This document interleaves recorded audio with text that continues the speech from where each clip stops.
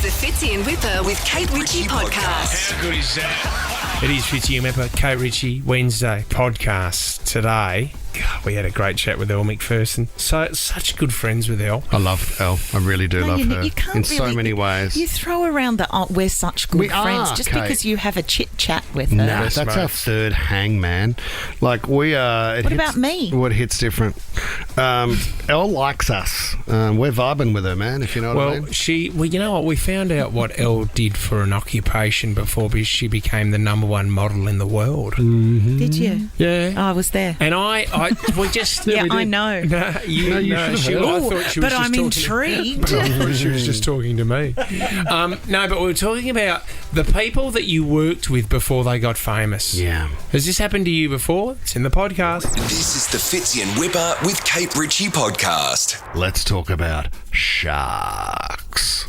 That's where you do the Jaws music, Jess? Oh, yeah. God, we didn't talk about it beforehand. Wasn't sure if that was a bit touch and go for shark attacks. I held back, but I'm ready to rip in. Anybody been seeing the viral video that's just come out of the killer whale attacking the great white shark? Oh, my gosh. Did it get it? Yeah.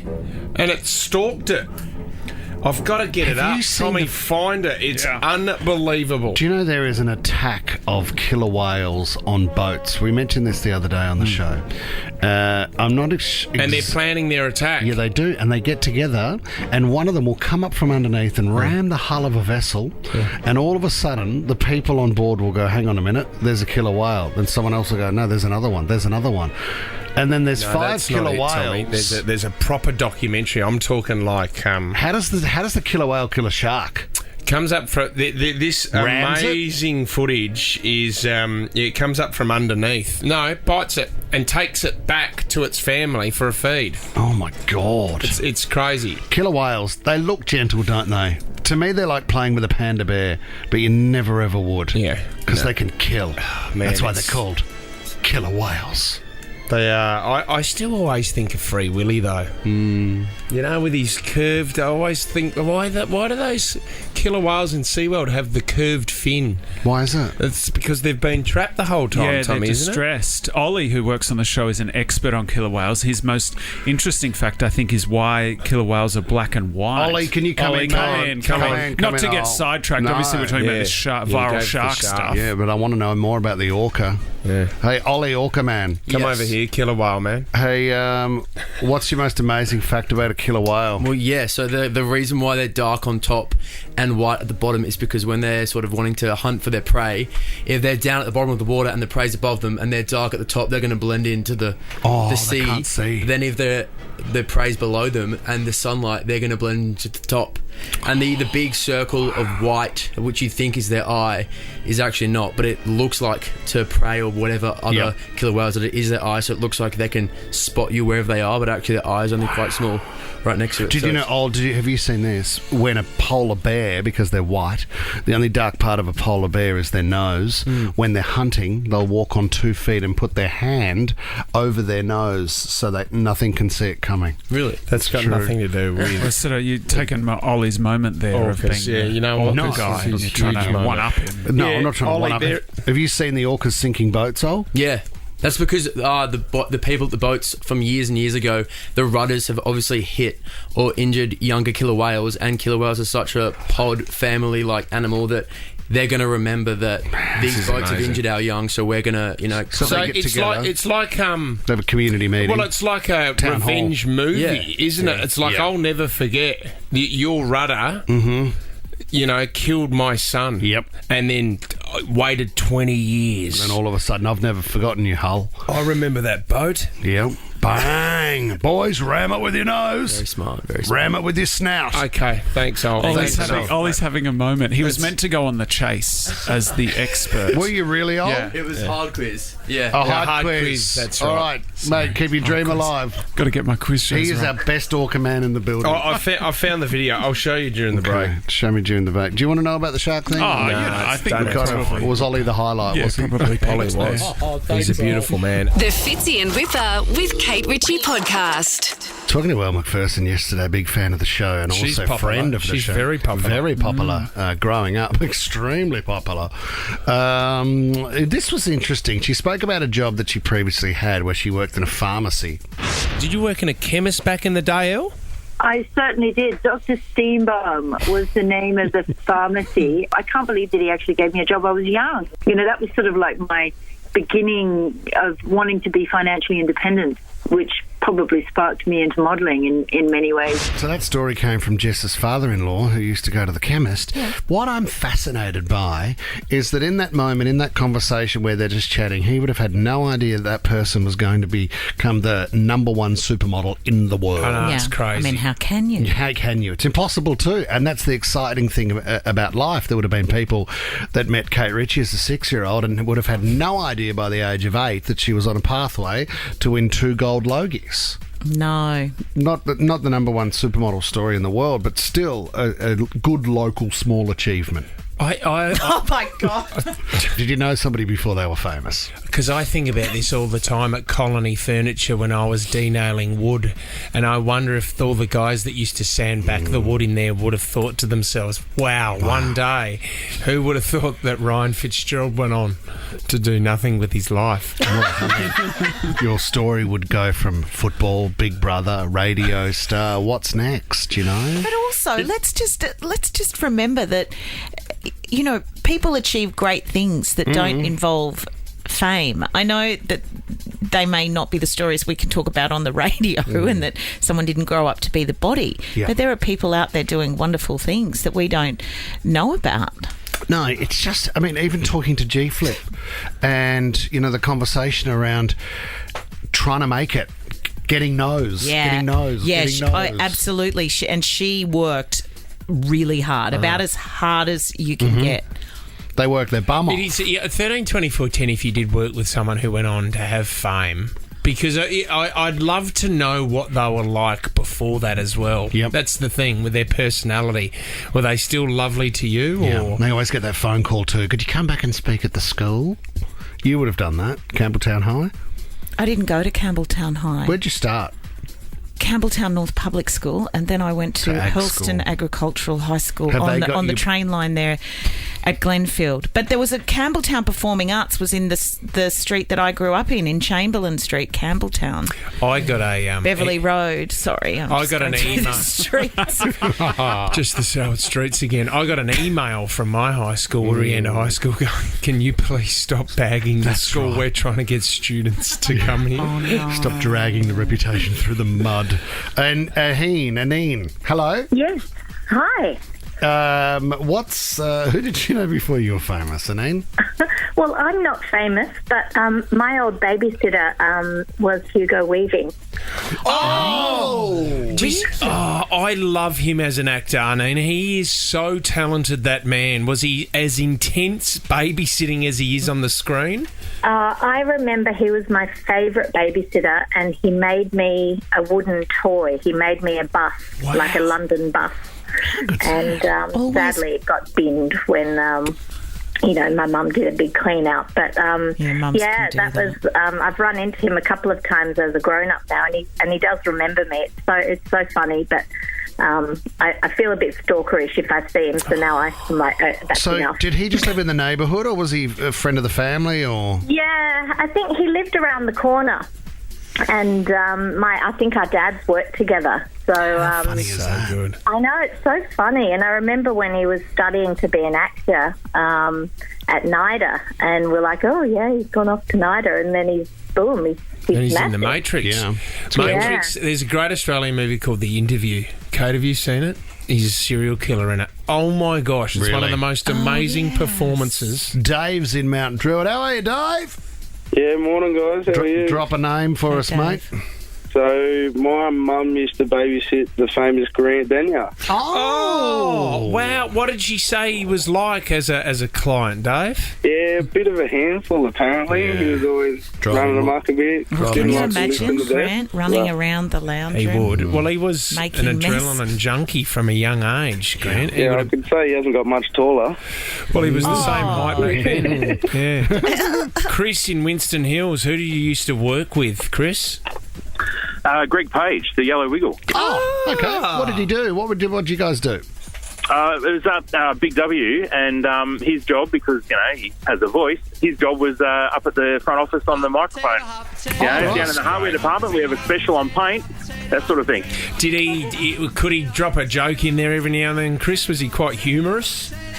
No, we're talking 30-odd years ago. It's no, not really. He was just doing his job. Chris was at uni making some money before Wiggles got big. Was there a moment where he came into work and he said, you know what, I think I'm going to follow a career singing kids' songs in a skivvy? He never said that to me, but he probably thought it. Do you know what? You know what the weird thing would have been, Chris? When you were working at Big W and they would have been selling Wiggles DVDs or CDs, and you would have been in there going, "Oh my gosh, there's Greg, guys, bloody Greg." There's old mate. Like a bloody Greg. That's Greg. He left a bloody president in the toilet once. There would have been a story like that. Yeah, remember Greg? Yeah, what he did with the microphone that time. Clean that up with. Oh, he's left a hot potato. Cara in Warringwood. Who did you know before they were famous? I knew Delta Goodrum. I went to school with her from year 2 to year 10. We were best friends. Was she a good student? She was. She was a really good athlete as well, but I did always beat her at the swimming carnival. Great, great. Cara, give us something else. Did she get into trouble for something? Come on, you got to give us something. A story of Delta at school. No, she was always really good. Damn. What about her I think she first would have boyfriend? been a good girl. Yeah. Yeah. Well, yeah, I knew her first boyfriend, but unfortunately he passed away. So I did see her recently at a funeral, but yeah. Oh, that's so sorry to hear. Cara, That's tough. Like, were you close enough, Cara, to ask for free tickets when she got big, or no? Well, when she left in year 10, she kind of went her own way, and I kind of dropped. I didn't contact with her anymore, so not really. Damn. Well, we've got her on the line now. Delta, do you remember Cara? Yeah. No, I don't. She used to sing her in a lounge room for me with her grand piano, or every time I went around to her house. Amazing. So Front row Would have been seat. amazing to see her perform. Vanessa in Rouse Hill, who did you know before they were famous? Tony Collette. Oh, now where was this, Vanessa? How did you know her? Oh, we went to school together, primary school, high school. She lived just down the road. Did she go in the Rock and Roll of Stedford or anything like that? Did you know that she was going to be a star, Ness? Oh, yeah, she was in all the school musicals. She had the most amazing voice. Yeah. I used to sit next to her in music, and I didn't even need to sing. I just used to mime the words and let her do the she'd rest. just sing it out. Do you know what? For me, she's the greatest crier in front of the screen. Wow, that's ever. a huge call. She's the best crier. Which is what she aimed to be. It's like she's a person that you see when she cries. The scene out of Sixth Sense when she's in the car with, and he sees the grandmother. Who are we talking about? Tony Collette. From Muriel's wedding? Yeah. Oh, yes. Remember when Muriel... I know Muriel. I don't know. Muriel? I don't think I saw Sixth. You haven't seen that scene? Kate, in the car? In the car. I cry every time I watch it. I'm going to show it to you after this. I don't want to see it. Kate You'll Ritchie, ruin it for me, won't you? It's wild. It's crazy. Yeah. God, I haven't lived, obviously. Bruce Willis is the ghost. Oh, mate, it's so... No. No, it's not. No, it's not. It couldn't be. so That's sorry. so silly. No, it's not. This is the Fitzy and Wippa with Kate Ritchie podcast. I love these stories, and I know, you live a fulfilling life, and you get to the end, and there's people that keep secrets, and they decide to tell family members just before they're about to go about something that's happened in their lives. The old, by the way, I'm not your mother. What is that? To cleanse themselves of guilt that they're going to have to live with forever? Because you're just really leaving you're leaving a problem behind, aren't you? You're handballing something. Unless you're actually Unexpected. saying, hey, that altercation we had or all those issues we had, I'm so sorry. But it's a bit late now. And you know what I reckon's worth doing too? When you're lying there and you're sort of gasping for air, you go, hey, there's money in an account in the Cayman Islands. Remember this PIN code, 3. And then you die. Well, I'm about to... We got a call on that. I'm about to play it very, very soon, but this is an amazing story. This is... in 13/24/10, what did they tell you just before they died? If you've got a story, I'd love to hear from you. But this is over in Japan. A dying man in a Japanese hospital, as he was dying, told his family members, can you please get the police? I said, what are you talking about? Please get the police. I need to tell them something. He had terminal cancer. The police arrived at his hospital room and he said, I want to die under my real name, Satoshi Kirishima, instead of the alias that I've been running with for the last 50 years. He's been on the run. He was involved with a bombing in the 70s. Oh, my God. And although not a key member of the group, he was said to be the only one of 10 members who was never caught. While on the run, Kirishima did not have a mobile phone or health insurance and had his salary paid in cash to avoid detection. Well, for 50 years? For 50 years. Wow. He lived his whole life. Living a lie. Living a lie. And just before he died, he said, I've got to admit who I am. Well, I'm guessing there were people killed in the bombing and things like that. Well, then the big story, big news story. The doctor walked in and said, well, great news, the treatment's working. Looks like you're going to be here for a while. And false alarm, his guys. vitals are good, guys. He's coming back. Quick, someone put a pillow on my face.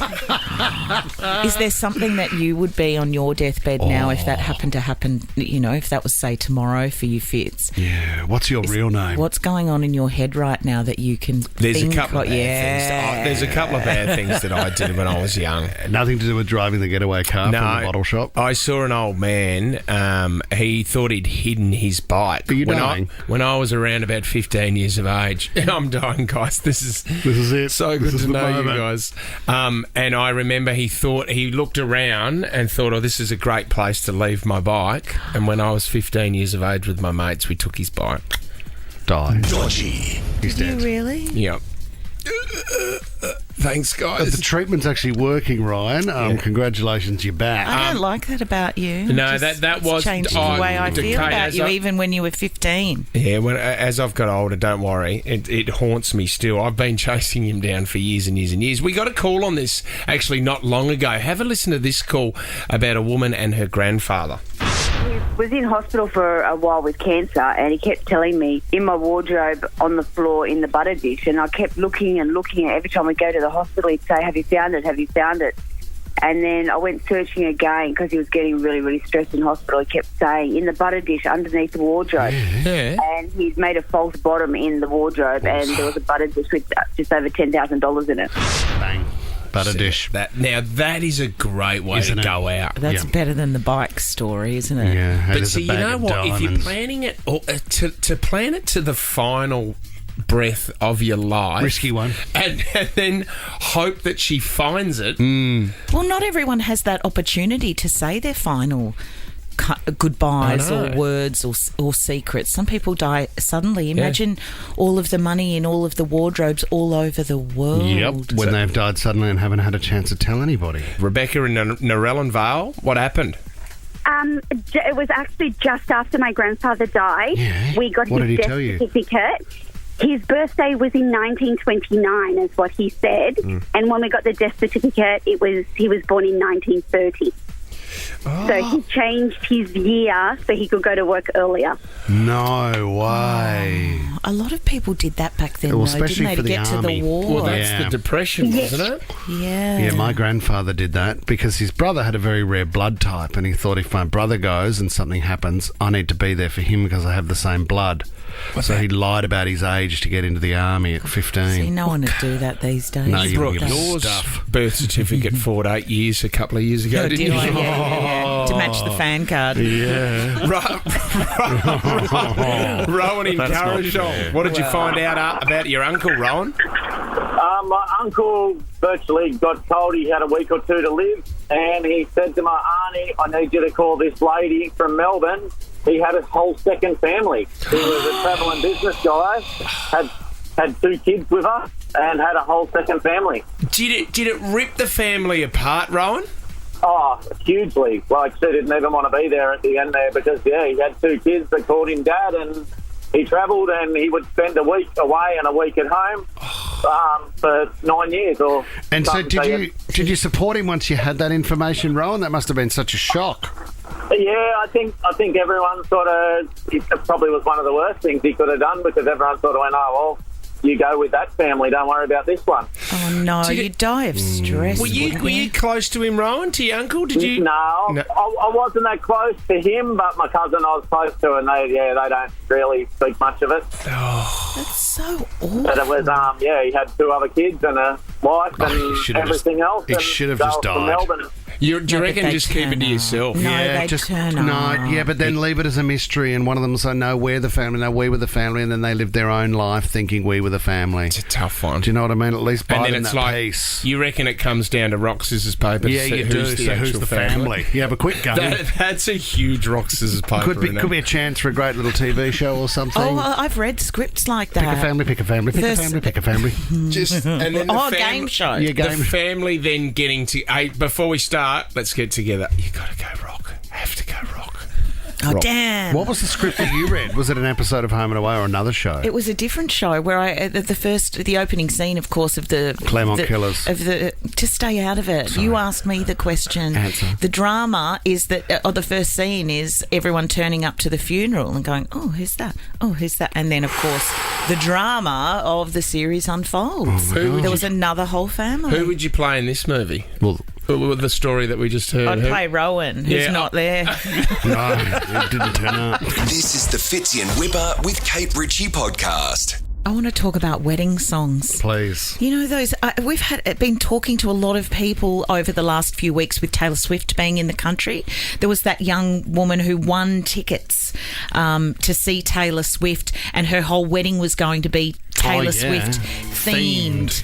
Her husband, you don't need to repeat everything I'm saying. The husband was on board. I think their first song was going to be Taylor Swift. Everything was catered to a Taylor Swift did you theme. See, over in Vegas, they just had NRL round 1, and a Rabbitohs couple got married in Vegas, not with Elvis there, with Reggie the Rabbit.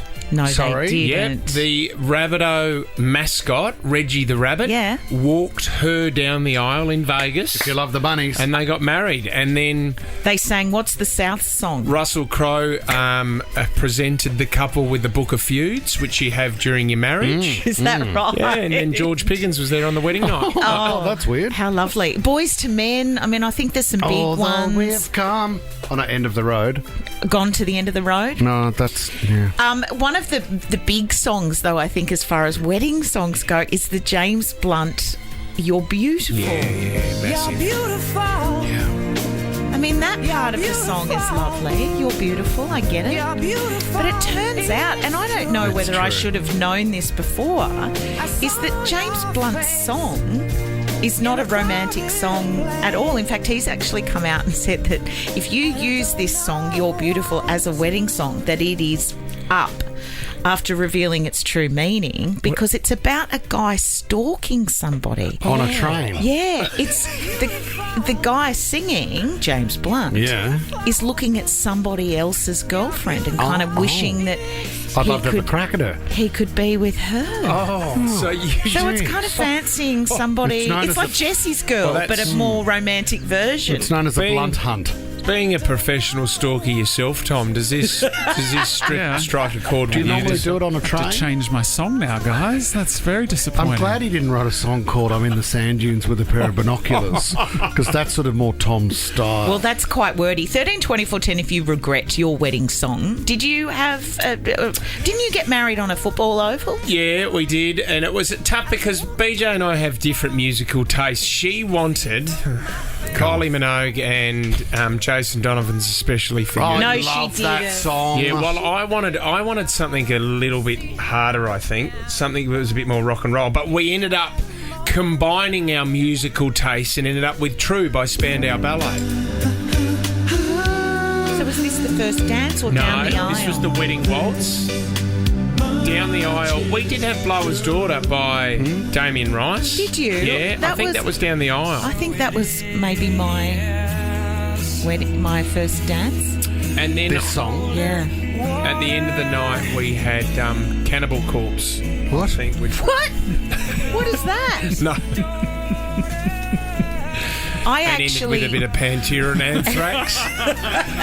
Pantera's in town in a minute. Yeah, they're coming. They're on their way. I did see for the our poster.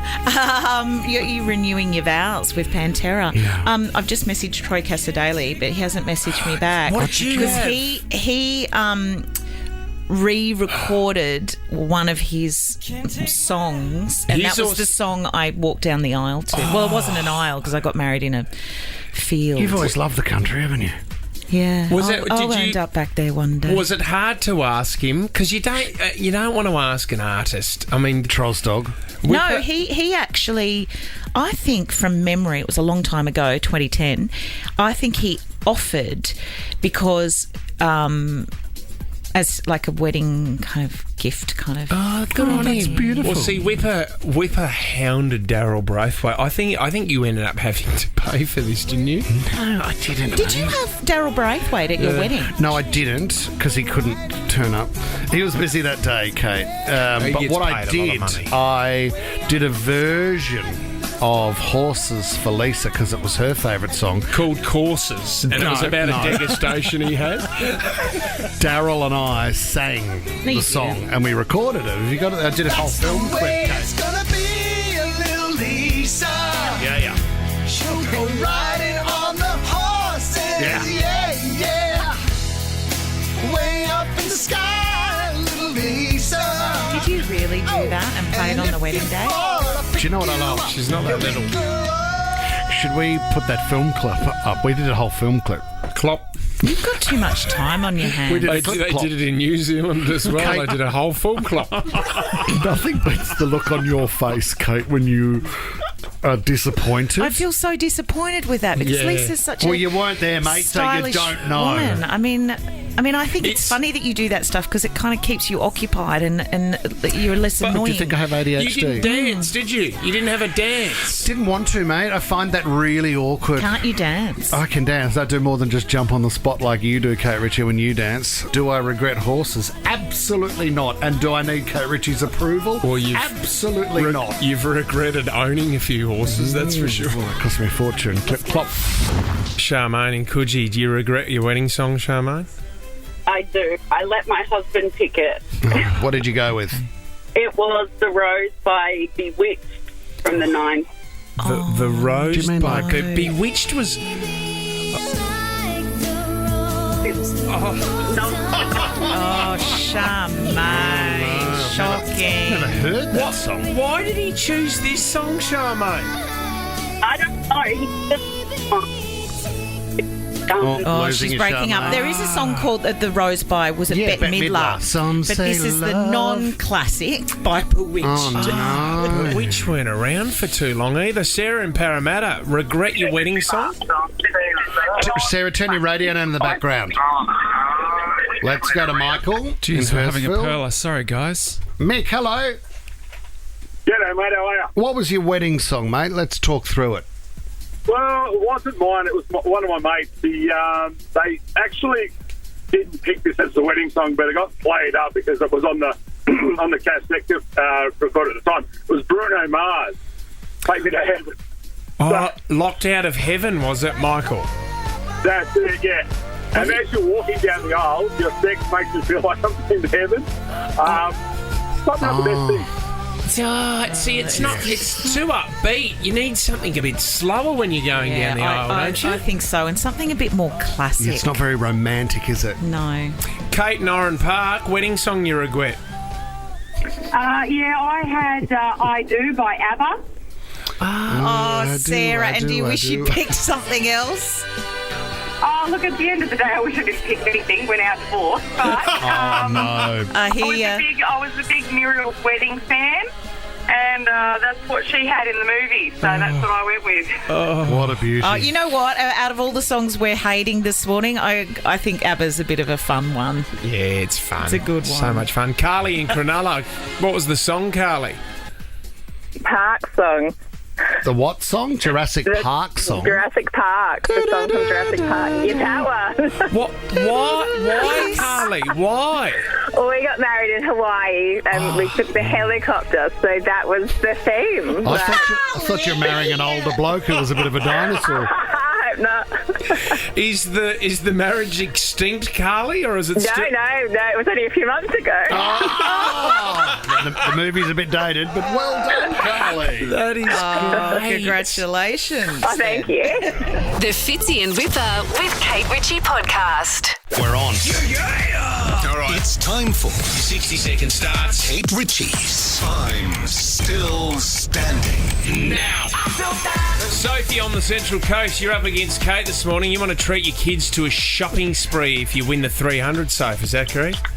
Yes, that's correct. That would be nice. What, head straight to Big W, or where would you go? Smiggle or something. No, I've got girls. I'd be taking the girls to Mecca or Sephora. Well, I don't know if 300 would go very far. I know, right? It might buy me like Drunk Elephant or something. Okay, aren't we all? You're our guest, so you're going first. You get one wrong, power goes over to Kate. Whoever has the power in 60 seconds.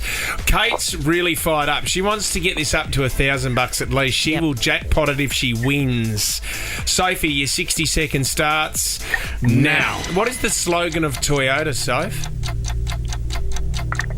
Oh, Too it's long. like the little round No, thing. it's Oh, what a feeling. Oh, what a feeling. It's over to Kate. Kate, who is the Prime Minister of Canada? I don't know. Justin Trudeau. Over to Sophie. Sophie, embattled Red Bull racing boss Christian Horner is married to what Spice Girl? I don't know. Ginger Spice. Over to Kate. Oral-B started in what country, Kate? America? Correct. How many albums has Rihanna released since 2017? 0. Yes. What type of cookie is 2 chocolate biscuits sandwiched between a sweet cream filling? Oreo. Yes. Grace Warrior is the young daughter of which famous Australian? I don't know. Bindi Irwin. Sophie, over to you. Is Channing Tatum in his 40s or 50s, Sophie? 40s. Yes. Which Matilda's player has been unveiled? Sophie, you've got it. Wild ride. It was a wild ride. I mean, congratulations. That's what I meant. Sophie, enjoy the shopping spree at Sephora. Yeah, $300, Soph. Congratulations. Oh my God, thank you so much, guys. How good is that? And you're also in the running for Nova's first class in 50K. Well done, Soph, you little beauty. Celebrate on the Central Coast. Straight to Mecca. I've got to get better at this. Straight to Mecca or Drunk Elephant. Sephora for me. The Fitzy and Wippa with Kate Ritchie podcast. Kate Ritchie's Theme Queen. Welcome to another round of Theme Queen. I am your host, former Home and Away starlet, and the glue of this show, Kate Ritchie. Well, that's been updated. Thank you very much, whoever did that. But I would actually like it if you mentioned the Gold Logies as well. The game is very simple. 3 rounds. Each round there are 3 songs. Each of the 3 songs are connected by a theme. All you got to do is work out what connects them. Don't jump in too early. The first round is always very simple. Don't be critical of it, Fitzy. What was last week? It's Raining Man. It was Rain by Rihanna. And so the theme was rain. Yep. Or weather, or wetness, or something. Anyway, round 1. Here we go, guys. Get your pens ready. Song number 1. Oh, Christina. Great song. You reckon? Oh, it's a beautiful song. No, it is a beautiful This song. is one of our anthems. Love Christina Nu. You ready for another anthem? This is Song number 2. Stay out of it. This is fun. Australian artists. Kids are playing in the car. And song number 3, okay? Something to do with Australia? Something to do with an island? Is it a 4-beat drum track in there? Or You got it! Okay, theme for round number 1 was Australia. Are we warmed up, team? Got it. Round number 2, song number 1. Here we go. The Great Delta Goodrum. Beautiful song. Is it Wippa's career? Born to Try? Born to Drive Us Crazy. Still trying. Song number 2. I feel it in my... Okay. Female Aussie artist. Ooh, well, I mean, at this stage, that is correct, but it's not the answer we're looking for. Song number 3. All been on Neighbours. Yeah! Did you like that was slightly harder than the Holly first round? Valance. Yeah, I like that one. Okay, Delta Goodrem, Kylie Minogue, Holly Valance. Ready? Could have you gone anyone else on that one? Natalie Imbruglia. Stephanie McIntosh. Didn't she have a song? Did she? Yeah, she did. Yeah, absolutely. And Natalie Imbruglia. Natalie Imbruglia. Yeah, and you could have then gone for the men. Jason Russell Donovan. Crowe. Stephen Dennis. Russell Crowe. Stephen Dennis. Craig McLaughlin. Yep. Hey Mona. Round number 3. Let's move right along. Okay, Post Malone. Posty. This is a bit tough, this one. Okay. Song number 2. We all know this one.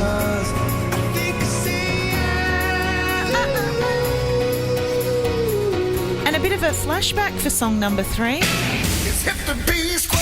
Oh, is this Huey Lewis in the News?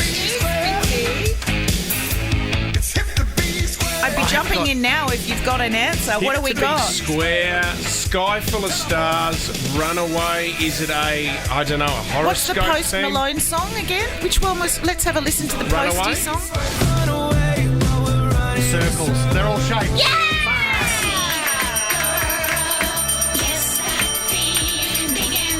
I mean, can you get any better for your Wednesday morning? Who's winning Wednesday? Voice sounds like Femke Bowl. Fits in Wippa with Kate Ritchie is a Nova podcast. For more great shows like this, download the Nova Player via the App Store or Google Play. The Nova Player.